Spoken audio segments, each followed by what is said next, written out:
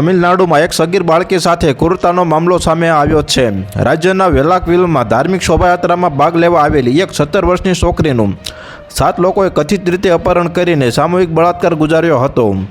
માહિતી મળતાની સાથે જ પોલીસ વિભાગમાં ખળભળાટ મચી ગયો હતો અને તાત્કાલિક એક ટીમ બનાવવામાં આવી હતી। પોલીસે કાર્યવાહી કરી તમામ આરોપીઓની ધરપકડ કરી હતી। મળતી માહિતી મુજબ પીડિતા 9 માર્ચના રોજ વીરકુમાર સ્વામી મંદિરમાં રથ ઉત્સવમાં ભાગ લેવા માટે ગામમાં ગઈ હતી। ત્યારબાદ આરોપીઓએ તેનું અપહરણ કરી તેની સાથે સામૂહિક બળાત્કાર કર્યો। યુવતીના પરિવારજનોની ફરિયાદ બાદ તમિલનાડુ પોલીસની 2 વિશેષ ટીમો બનાવવામાં આવી હતી। પોલીસે કામરાજાપુરમમાંથી 32 વર્ષીય આરોપી અને અન્ય 29 વર્ષીય આરોપીઓની ધરપકડ કરી હતી। ત્યારબાદ આ આરોપીઓના આધારે પોલીસે અન્ય આરોપીઓની પણ ધરપકડ કરી હતી। હાલ પોલીસે આરોપીઓની પૂછપરછ કરી આગળની કાર્યવાહી હાથ ધરી છે।